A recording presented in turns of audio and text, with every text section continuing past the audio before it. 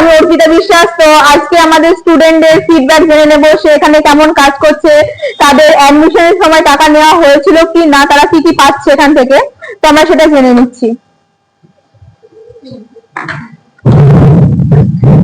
তো তোমার নাম কি? আমার নাম অসীমা বিশ্বাস। তো তুমি এখান থেকে কি কি কাজ শিখলে?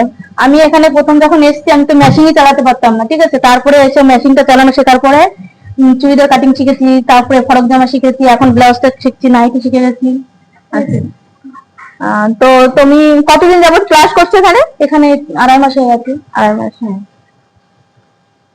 তো তুমি কি এখন কি করছো এটা? এখন এই যে ব্লাউজ কাটিং করছি। আচ্ছা, ব্লাউজ কত সাইজ ব্লাউজ করছো? 34 সাইজ। মানে কখন ধরলে তুমি ব্লাউজটা বানাতে? এই 1 ঘন্টা হয়েছে। আচ্ছা, কতটা কমপ্লিট হলো? এই সামনের পাটটা হয়েছে, এখনো পিছনের পাটটাই করা হয়নি। আচ্ছা, আর তো তোমার কাছে যে 2-3 ঘন্টা আছে, তুমি কমপ্লিট করতে পারবে? হ্যাঁ, আমি কমপ্লিট করতে পারবো। আচ্ছা, তো তোমার কত মিটার সিট লেগেছে এখানে ব্লাউজটা বানাতে? এখানে 1 মিটার। 1 মিটার সিট লেগেছে।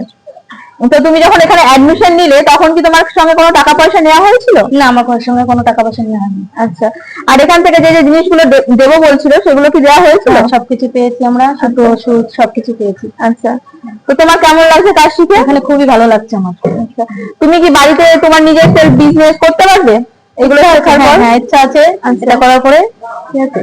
আচ্ছা, আর তোমার বাড়ির পাশে কিংবা কোনো কেউ, তোমার বোন মানে বান্ধবী কেউ যদি তোমাকে রেকমেন্ড করতে পারে, তুমি কি রেকমেন্ড করবে এই যে সংস্থা যেখানে তুমি শিখছো? হ্যাঁ, আমি তাদের বলবো যে এখানে খুব সুন্দর ভাবে শেখানো হচ্ছে, সবকিছু মানে সবকিছু দেওয়া হচ্ছে, সবকিছু ভাবেই করা হচ্ছে। আচ্ছা, তো তোমার তো কোনো অসুবিধা আমার কোনো অসুবিধা হচ্ছে না। ঠিক আছে, বসো।